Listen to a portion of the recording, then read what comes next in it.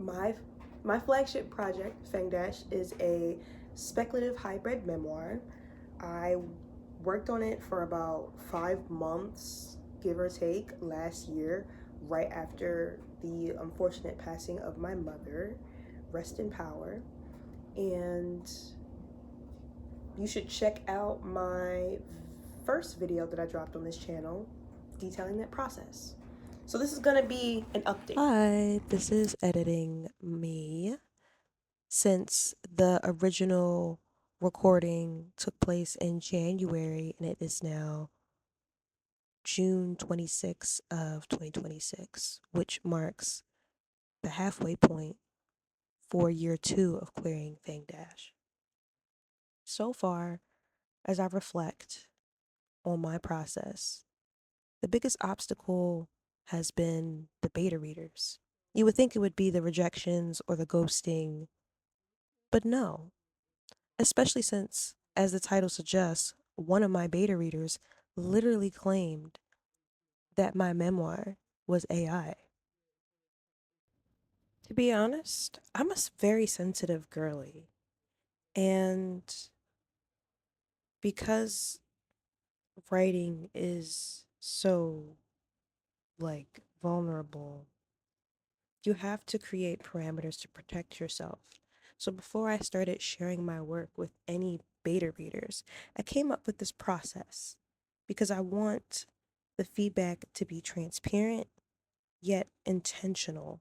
Because if you don't know, if you're not intentional, then it can really impact your writing. So I developed a very specific system. I would share excerpts in a Word doc for a holistic reading experience.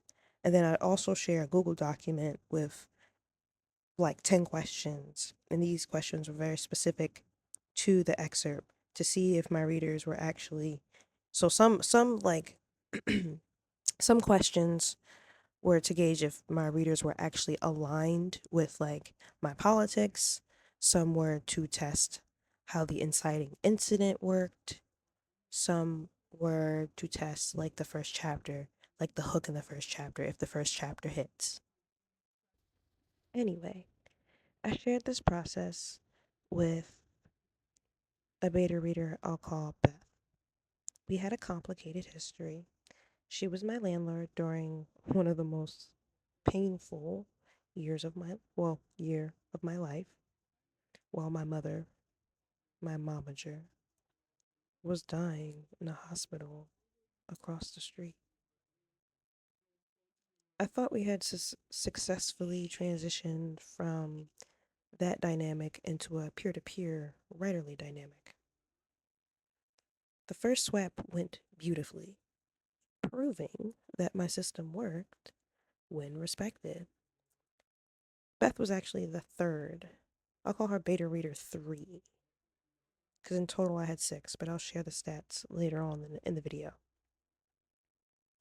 Anyway, so the second time, my process crumbled. After months of delays, I received feedback that wasn't just rude, it was a total dismissal of my humanity. She ignored my questions entirely.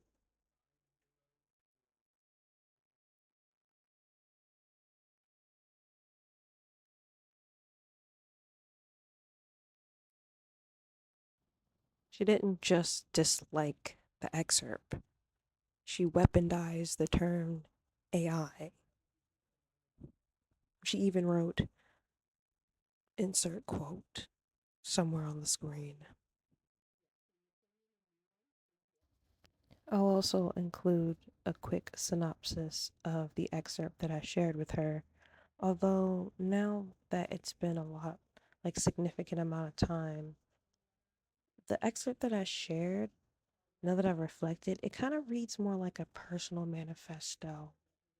Though that still doesn't excuse her for her lazy critique, which leads me to like my like pure frustration. I feel two ways about the AI shit, to be honest. One is that AI does not belong in the arts, obviously. Two is that I feel as though AI is being used unfairly in the writing community. On one hand, it seems like a certain group of a certain demographic of people can get away with using AI, and it's lauded as technologically advanced. Specifically, I'm thinking of James Frey and that other guy. Is it Anthony? There'll be links in the description and stuff on the screen. Versus the whole shy girl dagger mouth situation. I just think it's interesting how AI is being used to target writers and put them in specific categories. Like, is AI bad for all, or is it only or is it only good for certain people? Like, what are we doing here? You know? The moral of this story, though, is that my system worked. Though she accused me of AI, it revealed that we were in alignment. And that was what the chapter was supposed to reveal. That's what I wanted to see to test as a writer. So the information that I got from my beta readers is that, and it really helped me with editing, is that I have a lot of floating dialogue. So that's not a huge editing fix. It's more like, I also realized that one of my characters, who is a goddess, I need to change her name because the narrator, me, is a little bit of an unreliable narrator, specifically because, okay, so how can I set this up without spoiling anything? So basically the narrator meets this goddess and she thinks that the goddess is an Egyptian goddess, and the goddess doesn't feel the need to correct her. The goddess is not an Egyptian goddess, but she's okay with this, with the narrator interpreting her as an Egyptian goddess. And so because I was really fermenting on that, just that concept between these two characters, I realized I needed to go back and fix some things because I'm already writing the sequel and I'm in the middle of the querying submission process for the actual like speculative hybrid memoir. So what I realized was that this goddess,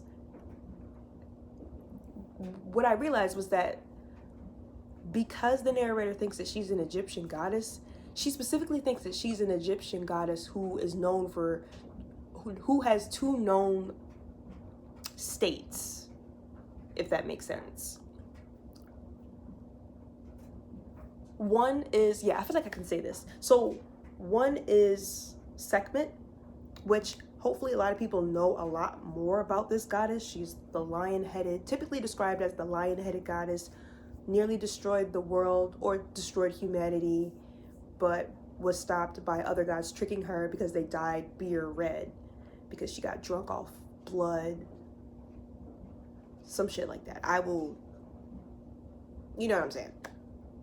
And then Sekhmet has a different side. She's also known as Hathor, which is the goddess of music and intoxication, loyalty, fertility, all these things, right? So in the first book, in the memoir, I changed it from Hathor to Sekhmet because that makes more sense.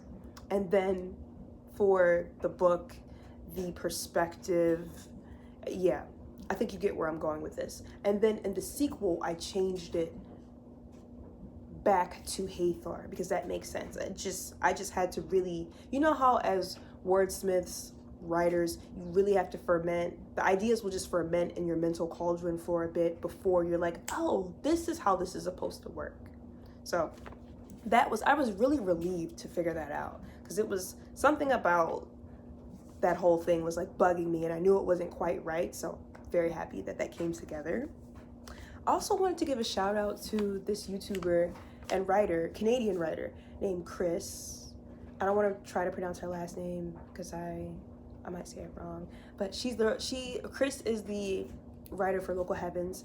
Specifically, I'm shouting her out because, not because I've read her book yet, but because I found her YouTube page, specifically because I needed help with editing in a way that I don't naturally think, and she thinks in a way that I don't naturally think, which is so helpful. Specifically, what was helpful about Chris is that And I can't remember which video. If I can find it, I will definitely plug it somewhere if that's allowed. But she talked about after you write a chapter, try to summarize that chapter, like what it does, all its functions and stuff, in 1 to 3 sentences. And that was so helpful for me this weekend because, I mean, as of this video, I have already sent the submission packet to the International Canadian Press. But before this, I was working on, like I said, this weekend I was working on a submission packet which asked for a cover outline, which I had never done before, a chapter by chapter outline, which now you see why like Chris's what she was saying about summarizing the chapter in like 1 to 3 sentences was so helpful for me in writing the chapter by chapter outline to get the submission packet ready for the Canadian like publisher. So shout out to her, like appreciate that girl. And yeah, that's really everything. I definitely feel like a real adult now that I know how to utilize spreadsheets to condense my data. So, as I said, when I first started filming this video back in January, I had 3. So now that it is June, I have 6 in total. So in between that time, I gained 3 more beta readers, and 50% of those beta readers ended up reading and completing the question document that I always send with the Word document. One of those readers partially completed reading and filling out the question document, and 2 of those readers ghosted me. As of early March, I sent 1 inquiry and 2 cover letters and 1 query. The query was the query is a part of a contest, and that was rejected, and that was my fastest rejection yet this year, 22 days. The inquiry received, and I put it down as a pass since I received no response, and it's been like over the amount of time that I'm willing to wait for, the amount of months that I'm willing to wait back for a response. I'm in the watch status for the query letters, so no, for the cover letters that I submitted back in March.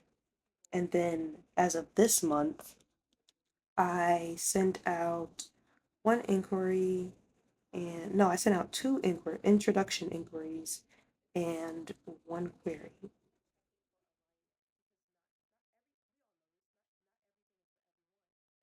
I almost didn't include this story because I didn't want people to associate my writing with AI. Honestly, I really didn't even want to cover the topic with a 10-foot pole.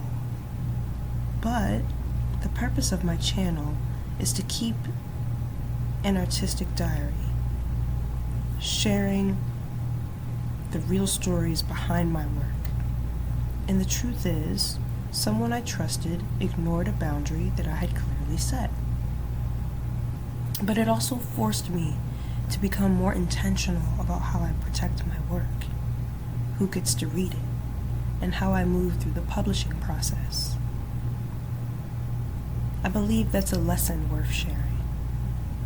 Because ultimately, this isn't a story about AI. It's a story about being a writer, vulnerability, and what happens when you share something deeply personal with another person. That's what I'm trying to do with FangDash. It's a vampiric memoir, but I'm not interested in convincing anyone that vampires are real. I'm more so here to tell my emotional truth. It's actually kind of funny because while editing this video, I found myself returning to Ursula Le Guin's The Language of Night. When I first brought this book by accident, I thought it might just sit on my shelf forever, or eventually find its way into one of those neighborhood book exchange boxes. But as a writer who has been writing for most of my life, I've realized that my ideas often come to me intuitively. I create first, and then later I discover the lineage, the language, and the writers who have explored familiar questions and similar questions before me. And somehow, this experience brought me right back to this book. Le Guin writes, "For fantasy, it is true, of course. It isn't factual, but it is true." And I believe that's what I'm chasing with FangDash, my flagship project. Not a factual account of vampires, but a truthful exploration of what those images can hold, the fear, the transformation, the wounds, and the parts of ourselves that are difficult to name any other way. If you're interested in reading my work, I have a free monthly Substack series called DigiNotes, transmissions sent through the digital ether to my late momager. Each entry is part ritual and part archive, a reflection on grief, art, and motion. New entries usually drop on any day that ends in the number 9. Thank you for tuning in and turning the pages of my channel today. As I said, my name is Big Undead Kid.